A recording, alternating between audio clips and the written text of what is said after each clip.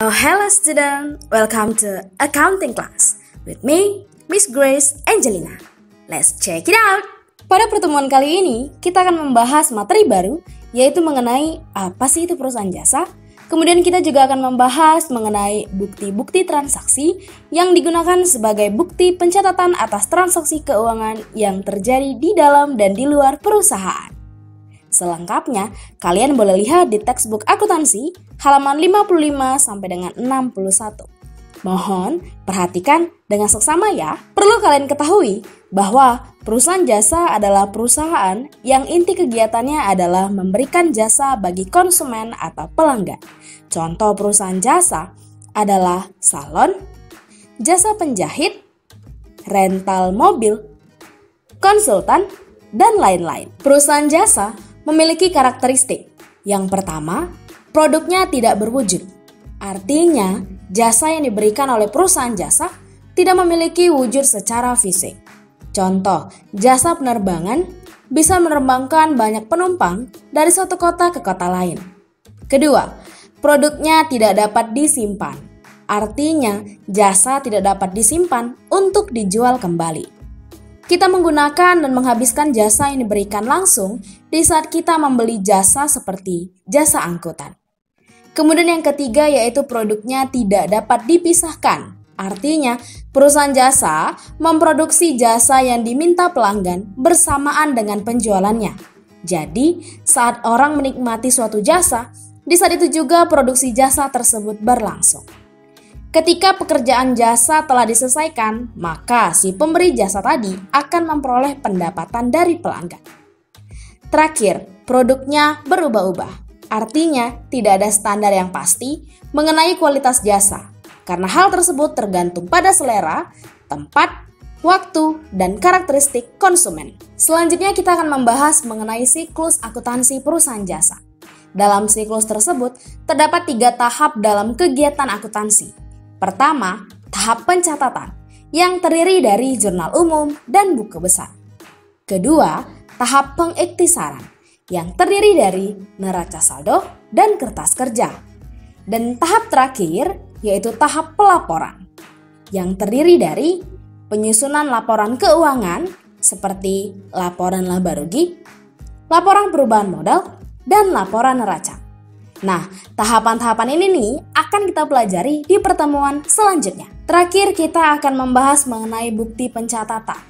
Nah, bukti pencatatan itu adalah elemen yang sangat penting dalam rangka pencatatan transaksi. Transaksi yang dicatat pada umumnya adalah transaksi yang memiliki bukti pencatatan. Dengan demikian, bukti pencatatan adalah dokumen otentik yang menerangkan dan membuktikan bahwa suatu transaksi telah terjadi sehingga perlu dilakukan proses pencatatannya. Bukti pencatatan terdiri menjadi 2, yaitu bukti eksternal dan bukti internal. Pertama sekali kita akan membahas mengenai bukti transaksi eksternal, yaitu bukti transaksi yang digunakan di luar perusahaan, baik bukti transaksi yang dibuat oleh perusahaan maupun pihak di luar perusahaan.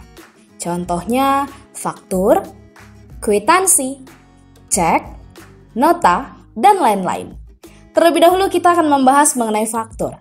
Nah, faktur adalah bukti penjualan barang secara kredit yang dibuat oleh penjual untuk pembeli. Bagi penjual, faktur yang dikeluarkan untuk pembeli disebut faktur penjualan.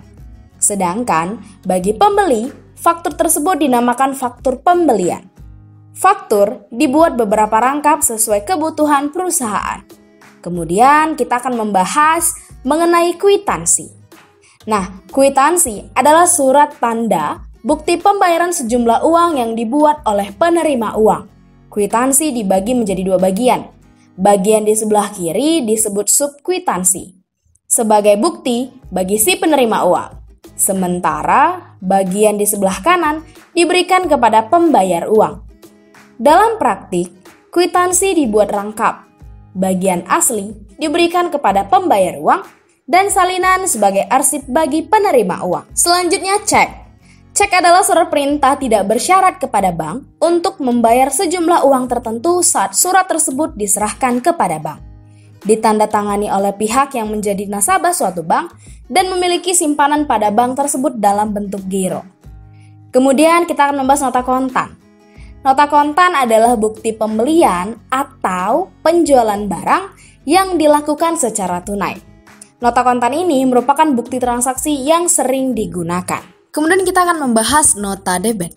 Nota debit adalah bukti transaksi pengembalian barang yang sudah dibeli atau disebut dengan retur pembelian.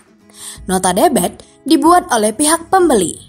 Biasanya, nota debit ini dibuat ketika pihak pembeli merasa pesanan yang dikirimkan oleh pihak penjual tidak sesuai dengan yang telah dipesan, atau barang yang dikirimkan cacat atau rusak. Terakhir, nota kredit adalah bukti transaksi penerimaan kembali barang yang sudah dijual atau disebut dengan retur penjualan.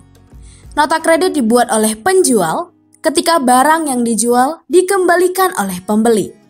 Biasanya nota kredit ini dibuat ketika pihak penjual telah menerima barang yang telah dikembalikan oleh si pembeli. Karena pihak pembeli merasa pesanan yang dikirimkan oleh pihak penjual tidak sesuai dengan yang telah dipesan, atau barang yang dikirimkan cacat atau rusak. Selanjutnya kita akan membahas bukti transaksi internal, di mana bukti transaksi ini digunakan di dalam perusahaan sendiri dan tanpa melibatkan pihak luar. Contohnya, bukti penerimaan kas, di mana bukti ini dibuat perusahaan bila ada aliran kas masuk ke dalam perusahaan. Kemudian bukti pengeluaran kas, di mana bukti ini digunakan sebagai bukti untuk pengeluaran uang perusahaan.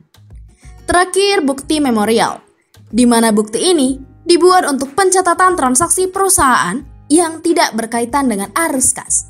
Misalnya, untuk pencatatan penyusutan perlengkapan atau penyusutan gedung. Sekian pembahasan kali ini tentang perusahaan jasa dan bukti transaksi. Sekarang, lanjutkan latihan yang sudah mi-share di Edmodo di kelas masing-masing ya. Mohon kerjakan dengan teliti. Tetap semangat dan sampai jumpa di pertemuan selanjutnya.